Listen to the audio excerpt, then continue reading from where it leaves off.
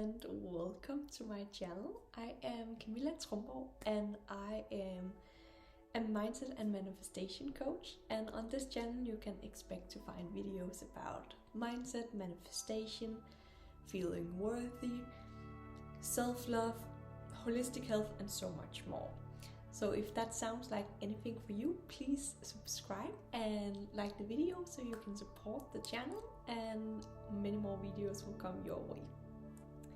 In today's video, I am going to talk about how to build up self-worth and love yourself. I asked on my Instagram, and if you don't follow me already in there, that's where I'm most active and where you can participate in what videos you want to see and all. And I'm at Camilla Trumborg on Instagram. But I asked in there what you wanted to see first here on YouTube, which videos, and this one was one of the top ones. So I'm going to start with that today. So how to build up self-worth and love yourself. I personally have had a long journey up until now. Now I'm 29, so I of course have many more years to come and have lived a long life so far. And when I was younger, I didn't have a lot of self-worth. I didn't fully love myself that much, so it has taken me many years to build up a lot more feeling of worthiness and feeling like I deserve the things that I desire in my life. And I of course want everyone to do that as well. I want you to love yourself. I want you to feel worthy of the life that you desire. And I have known the struggle, so to say, myself, of how it can be like to develop this self-love and self-worth more and more, because I've been in a place where I didn't have so much. So that is what I'm very passionate about. I want you to feel worthy. I want you to love yourself. I want you to live your best life possible. And I hope that some of the videos, some of the tips, what I share can do a little change in your life, so you start to feel more worthy and like you truly love yourself. So I personally believe that we are all worthy of everything. We are born worthy. You know, when a child comes into this world, they are like just perfect little beings. They are happy. They don't feel unworthy. They don't feel unloved until, of course, life starts to happen, and we all have been exposed to certain things in our life that might have started us to feel less worthy and less lovable, and that really affects our own sense of self-worth and self-love. So you might have had experiences in your childhood where, you know, your parents, your siblings, your friends, your teachers, whoever in your surroundings have said something like comment, or just not necessarily something that was meant to harm you or meant to make you feel bad, but something that you took in as if you weren't worthy or you weren't lovable, or that you need to do something in order to deserve something. And of course our parents and people in our life usually don't want to harm us in any kind of way. Everybody, in my opinion, does the very best they can with the upbringing and the knowledge and everything they've had in their life. So it's of course just repeating patterns which can start to harm us. But I believe everybody does the best they can with the knowledge and the upbringing and all of that they have had. So never to blame anyone in that sense. But just starting to pay attention to what did you hear when you were a child? What did you learn when you were a child? What did you observe when you were a little child? How did your parents behave, and what kind of belief did they believe, and how has that brought you up until now, and how has that made you turn into the being that you are today? So it can be just the smallest things, like a comment from your parents saying something, and then you start to believe that, okay, I need to do certain things in order to be worthy of getting the love and getting the attention and the care that I need. Or it can be something else. But we start to unlearn our sense of worthiness when we grow up over time, as we adjust to parents, society, friends, how our whole world has been built up by now. And that affects us and how we feel worthy and how we feel worthy of love as well. So that is something to look up or to look into. First of all, to look upon what did you learn as a child and how has that affected your feeling of worthiness up until now. Another thing I would encourage you to start looking into, of course, when you want to build up your self-worth, is to look upon, and I have a question for you here. If you have people in your life, it could be, again, friends, parents, colleagues. If you have someone in your life that say they are going to do something to you and they don't, they keep breaking their promise to you over and over again, most of us will start to lose trust in these kind of people, because when you don't keep your word, when you don't honor your word, it means that you can count on them. So this is something many of us probably has someone in our life that does this, and we of course lose a little bit trust, a little bit respect for those types of people. But then turn around the question and face yourself here. How often have you said to yourself that you were going to do something? Whether it's start a new, workout regime, or it can be start to eat healthy or something like that, that you have said to yourself, this is something I want to start doing, and then you didn't follow through. So every time you do this, every time you say you're going to do this new thing, and then you don't follow through, you break your promise to yourself. And when we do that, just like when you do, or when other people do it to you, you start to lose trust. But the horrible thing here is that you start to lose trust in yourself more and more. So one of the best ways that I personally think that you can do to start working up your self-worth and your self-trust and the self-love for yourself is to start honoring your worth to yourself, to be integral to yourself, and to keep the promises that you make to yourself. And of course, this is easier said than done sometimes, because many of us tend to go a little bit overboard and set like a big new goal, or set like a big new habit that we want to do, and then we are all motivated in the beginning, and we are like, yes, I'm going to do this. And you go for a week where you work out every single day, and you do it for a week, and then you feel exhausted and then you don't follow through anymore because you fall off track, because it's unattainable. This is the problem many times when we want to start a new habit, or we want to incorporate a new lifestyle or anything like that.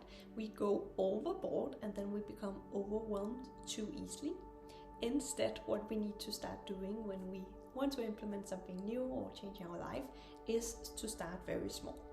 So think about something that you want to improve in your life, and this can be in every area of your life. It could be health, it can be wealth, it can be relationships, whatever.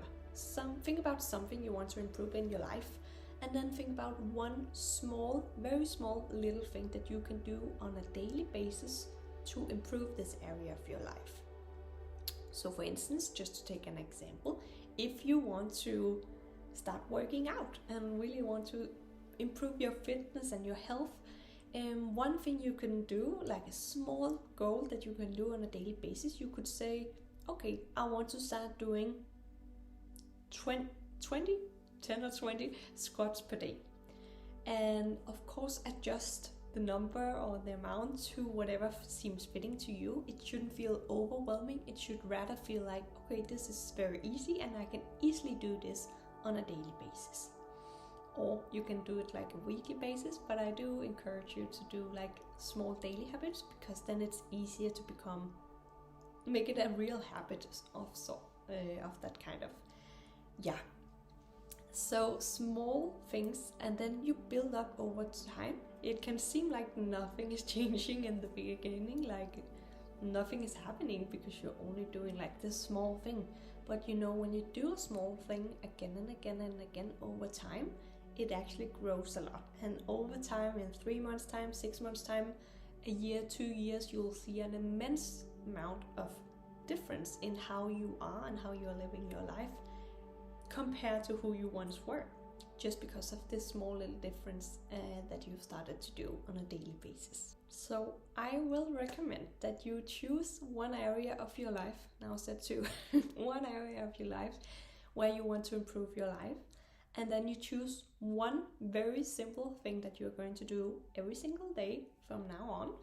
And then you make a little tracking schedule for yourself, you make a little tracking sheets where you can just, keep it under your fridge, keep it on a table where you see it every single day. And then you literally just write Monday, Tuesday, Friday, etc. And then you can cross off every single time you have done this new habit. The more the brain sees that you are doing something and you're like, yes, I did it again and again, you start to build up that trust muscle in yourself. And that again gains that back of feeling worthy, because you recreate the beautiful relationship and respect with yourself and your own body. And when you start to feel that sense of self-trust and self-worth, it also starts to build up a lot of self-love in yourself. Because what I want to say is that you are the one person you're going to live the rest of your life with. And why not make it as beautiful of a journey as it can possibly be?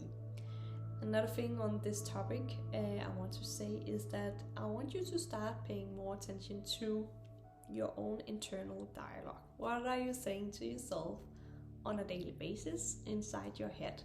Because most of us and many of us can be very critical to ourselves. We can be our own worst enemy. We can be so judgmental in terms of what we do, what we say, how we look, all the things. And think things inside our own head that we would never say to someone else. And why do we do that? It's just something we learned over time. But I want you to start becoming your own best friend and your own best supporter, and really start to pay attention to what are you saying to yourself on a daily basis. Stop whenever something is going on inside your head which is not positive, loving, encouraging, supportive. Just stop and pay attention to what you're saying to yourself and see how you can change it. See how you would say something to a best friend or to a loved one who were in the same situation. You would probably be a lot more compassionate, a lot more supportive, a lot more loving. And why not start to do that to yourself? So start to pay attention to the internal dialogue in your head and see how you can change it and make it more loving and compassionate. And one way to start make the internal dialogue more loving and compassionate is to start listening to positive affirmations, reading or listening to these. I've been doing these for years and years now, and it's in the beginning you might not feel like you believe in it, but the more that you listen or see these things, the more you start to take them in, and they become more and more part of your truth of who you are. So I highly encourage you to just find some on YouTube, and I'll probably make some at some point here as well. But there are tons and tons of YouTube that you can find, and just search positive affirmations. And you can listen to these while you're doing other things, while taking a shower. You can put small positive affirmation post-it notes all over your house. So you continuously immerse yourself in this kind of thinking. And that really starts to affect your brain and how you see and view yourself. Yeah, so that was all I had on the topic for today. I could say a lot more, and I do in most of my programs when I'm covering this topic, because there's so much to say and so much to get into. But just to get it started and just for you to get introduced to this and start to change things in your own life, I want you to look into the things that I've mentioned today.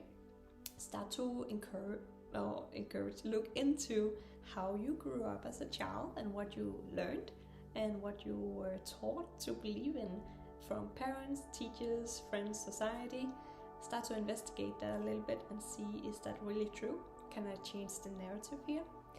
Then also start to build up the self-trust. Start to set small goals for yourself and like small daily habits that you can do consistently over time. And remember, consistency is key. So it's not about changing your life from one day to the next year. It's about small, consistent habits over a longer time, and that will make the biggest, beautiful, fruit from the tree.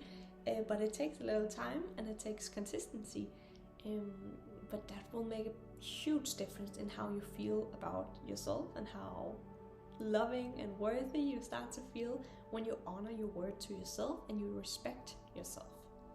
And the last thing here is, of course, to start paying attention to your own inner dialogue. Start to pay attention to what's going on inside your head and start to make it a more loving and compassionate talk inside of yourself, because that will truly start to change your life. Yeah. So that was all for today's video. I hope you had something you could take away from it. If you listen to the end, I would highly encourage you to like and subscribe if you want more videos like this, and if you want to support me and this channel. That will make a huge difference for me and the algorithm and everything, so I would highly appreciate that.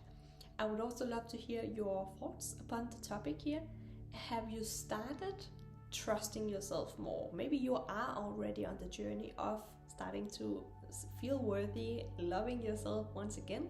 Maybe you already do and you have been on this journey for a while. What helped you? What practices make the difference for you in your life? I would love to hear that, so please comment down below and let me know.